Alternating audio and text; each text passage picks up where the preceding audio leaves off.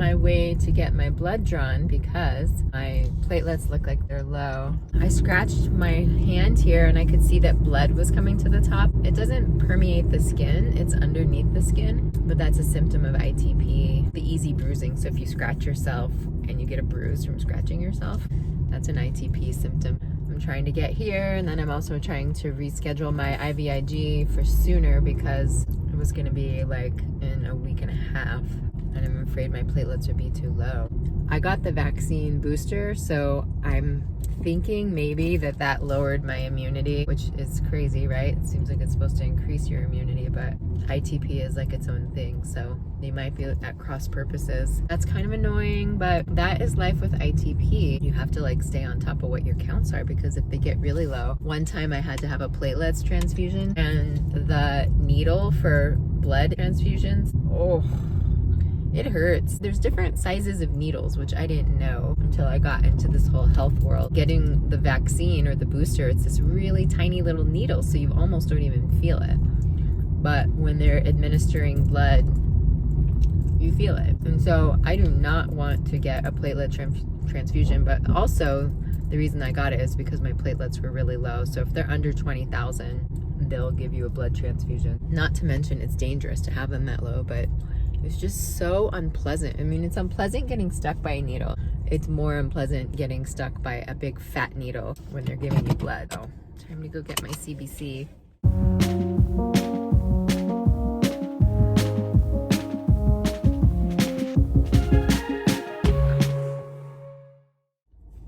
I got the good old double poke. Can you see? Yep. Went here, no go. Went here. This seems to be the only place they can get blood. I guess when you have a blood disorder, it's not that surprising that your blood wouldn't produce a lot. Low blood pressure and a blood disorder, and they just have a really hard time. At least half the time I get double poked. I've been triple poked. So that's just the life of somebody with this kind of situation. It's frustrating not knowing why my platelets are low. I've had issues on Friday nights, like a lot of times, and it's Friday. I have to drive somewhere a little bit far on Sunday. Driving far distances is sometimes like problematic because if I get in a car accident or something, my platelets are low, that could result in blood loss and death if I bleed to death or something. It just depends like what the numbers are. If my platelets were under 20, I should not leave the house. I should be getting a platelet transfusion like right away. They haven't been under 20 in a long time, but they were 100. And just because I have a few indications that they're low right now, I'm kind of wondering what they're going to be. I just had a mask on for a long time and my face doesn't look as red right now, but I was just like beet red from having a mask on, and my skin has always been like that, so it kind of makes me suspicious if I just always had this sort of like dormant blood disorder. I think when you're young, unless you've got some like really severe situation or something acute, or things happen to kids, obviously, there must be a lot of cases where when youth is on our side, whatever sort of like dormant beast problem might be under the surface doesn't necessarily reveal itself until we get older, and then some other type of like problems arise. Like when I got diagnosed with cancer, as far as I knew, I was like as healthy as I could possibly be. I didn't have one issue that I was aware of. Not one. I never went to the doctor for anything. I mean, I always had normal pap smears. I just didn't go to the doctor because I didn't have any problem. But once I got cancer, I was 43. I think once you're 40 or so, things start to arise, right? It just makes me wonder if I've had this sort of like dormant blood issue for my whole life. The thing that's hard, for like a long time, I was thinking that my platelets were low if I felt this kind of like fluttering in my chest. And then I found out my hormones were so tweaked when I did a whole bunch of tests, the urine test and the hair mineral test, the norepinephrine and testosterone, all the hormones were just like depleted, And I learned like, okay, that could have an impact on how I'm feeling. Like this sort of extreme fatigue is what I would call it. And now I wonder, I never, as far as I knew, had any kind of like extreme anxiety. I mean, I think we all have like low levels of anxiety to one degree or another. I'm talking like people, when they drive over a bridge, they get nervous, or sort of like neurotic little panicky things that happen, or like being in a crowd or stuff like that, right? I just didn't have those kinds of situations. I guess I had a little claustrophobia, but not like I can't go on that because I'm too claustrophobic. And then when I started going through these health things, I did start to have, like, I do now have this kind of bridge thing where I'm like, okay, I got to be in the middle lane when I go over the bridge. For a while, about a year ago, I couldn't drive the half an hour to like the biggest town that's near us. I couldn't drive that half hour. It caused some anxiety for me. Like, I thought I was going to get in an accident if I was by myself, really when my platelets were getting really low. And like, now I'm just wondering, I'm like, maybe this whole fluttering thing, I always blamed my low platelets. Then I started blaming the low hormones. And now I'm like wondering if it's just low level anxiety. So God, I feel like such a neurotic, like hopeless person. And I just didn't used to have any of these issues. I talked to my EMDR therapist because I wanted to know what she thought about taking an SSRI. I haven't taken one, but that's like one of the first things they prescribed me after I went through the hell that I went through, because it really was like a living hell that I went through. And I was expressing to them some of what was going on for me. And they're like, well, how about Selexpro or whatever it is? And like, it's really normal. Just take that. People do that. And I thought, like, really? Do I really need to do that? I talked it through with my therapist, and she thought, like, how do you feel about microdosing? And I was like, it's so trendy, I guess you could call it. Also, there's a lot of data coming out on that. And I know a lot of psychiatrists, psychologists, healthcare people are really seeing the benefits of it. So I'd been thinking about it. I was really pleased that she wasn't like, oh yeah, just go to the SSRI, because she knows I'm adverse to all that stuff now. I just can't put any more poison in my body unless I absolutely have to. Although I did get a PET CT not that long ago, and there's definitely some poison that went in my body with the gadolinium. I am going to try that, but I need it to be on a day where I don't have anything I need to do. I hope it has a positive impact. I've been doing the L-tyrosine, I've been doing the 5-HTP, and I don't really know if it's been doing anything for me. I do still feel this kind of like sinking feeling. It's really the best way to put it. It's a sinking feeling. I feel just like a little despair. And it feels tied to this fluttering in my chest. And it's really hard for me to know what's what. My higher self is like, can't ever really know exactly what's going on. I mean, I could do every test that there is. And I think when you have a diagnosis of something idiopathic, meaning they don't know, it's hard. You don't know what's wrong with you, but there's something wrong. Maybe a lot of autoimmune disorders are like that. But my higher self knows, like, let go, let God. What can you do except live your best life, be as healthy as you can be, and like make choices that support you as best you can. What else can any of us do, really? So I mean, my higher self knows that, but like on a day-to-day, I'm sort of like, what do I do? I'm very mental.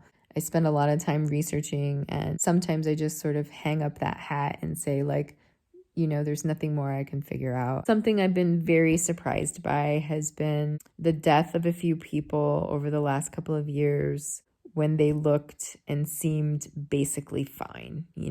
I didn't have a lot of experience before getting into these medical issues with people around me dying. I had some like idea that basically if somebody was about to die, they look like they're about to die. And now I've seen people who haven't looked like they're about to die. So there's a way where I'm like, I don't know if I look like I'm about to die. I don't think so, especially compared to how I looked 2 years ago. I just am like, is death around the corner? I have this sort of like paranoia, I guess it is, that death is around the corner. And sometimes I find myself like cleaning something or doing some sort of work thing that I may or may not need to do. And I think like, do I want to be spending my time that way? Is that really... What if I only have 2 months to live? Do I really want to be like scrubbing the hell out of something on the counter? I don't know. I think I would just let that go, right? I mean, if you have 2 months to live, are you like getting all hyper crazy about cleaning stuff or doing other things like that? I just need to chill. I'm really hoping if and when I do start microdosing that it about chills me out, but maybe I need to be chilled out a little bit. But I also could just use like a little less on the mental activity, because I feel like I'm just hyper mental in a way. I don't think I used to be quite this mental, but this is life after cancer. I feel envious of whoever goes through cancer, if these people exist, if they do tell me, because they're like miracles.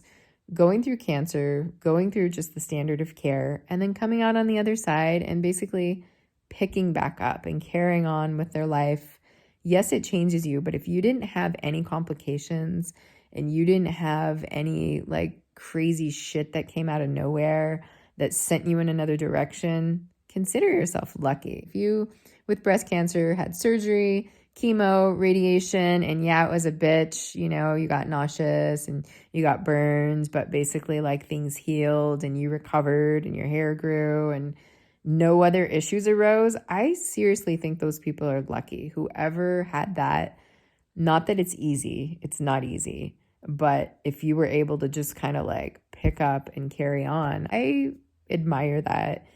I wish that would have happened for me. I know other people that hasn't happened for.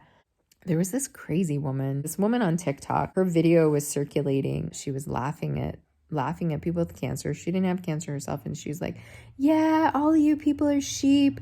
They're just poisoning you. And guess what? The cancer's just gonna come back. Ha ha ha ha ha. And she's like laughing at people. I mean, it was crazy, really. It was so incredibly insensitive and just over the top. Like, why would you be making fun of people and laughing at people going through this? What was interesting to me was that there was part of me that's just kind of like, I almost feel like she's right in some way.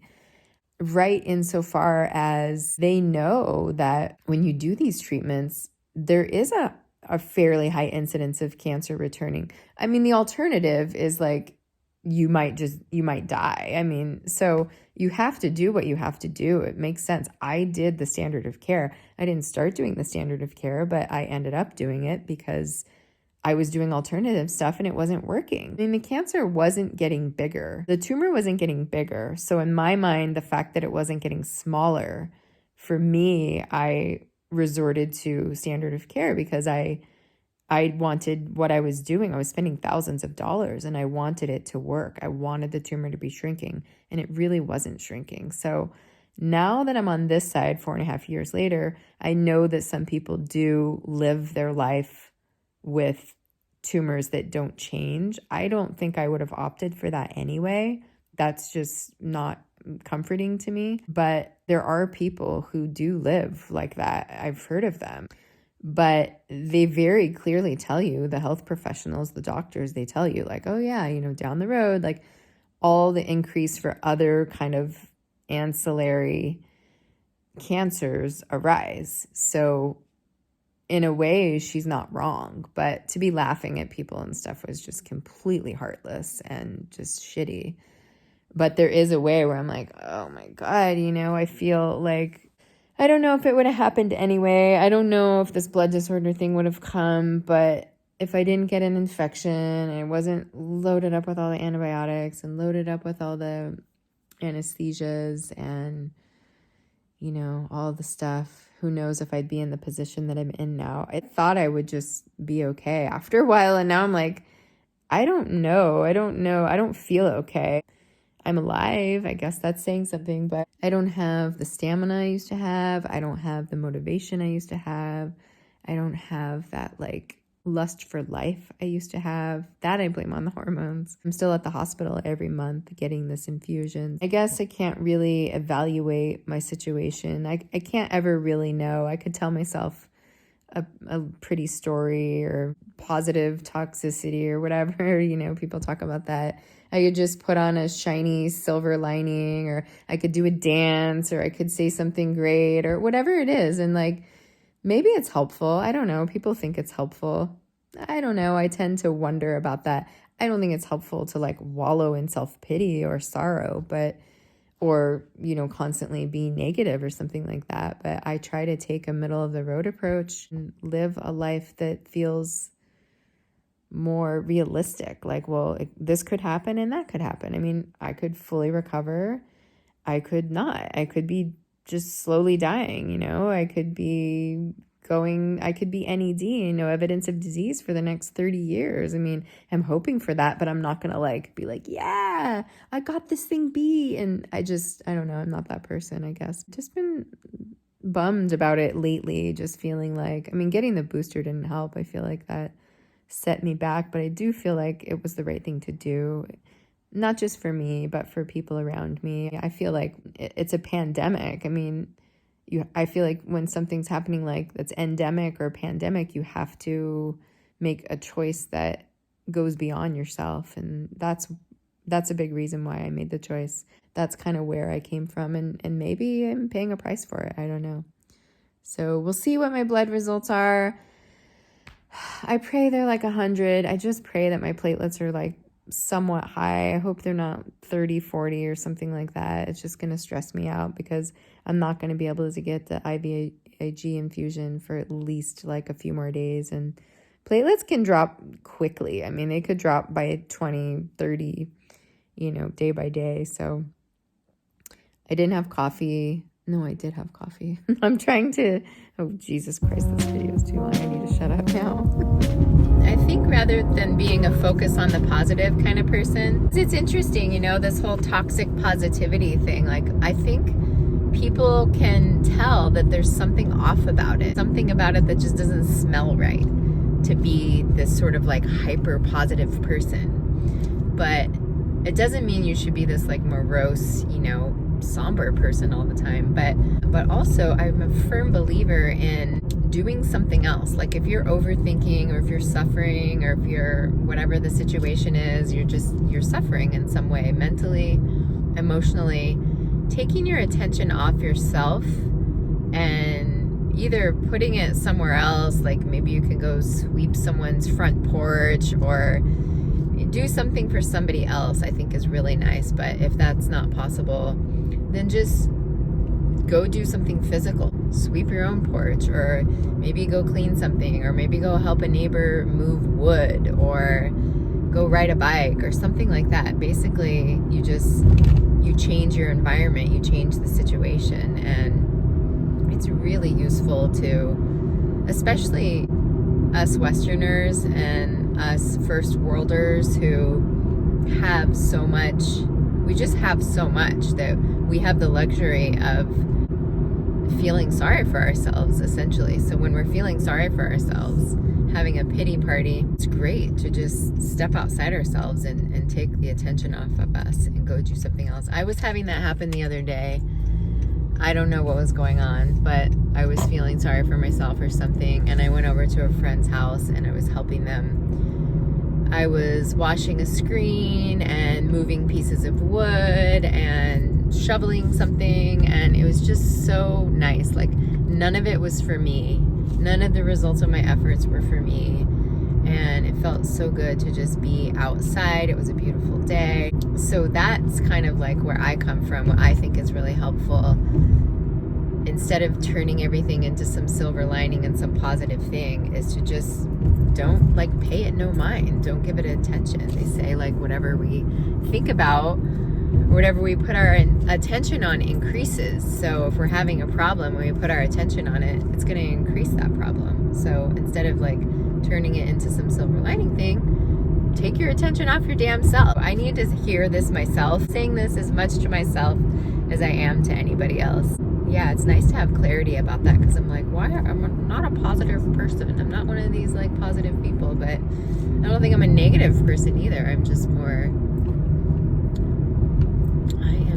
I don't know what I am. I'm just somebody who has a different viewpoint on it than others. So I don't know if that helps anybody, but it helps me.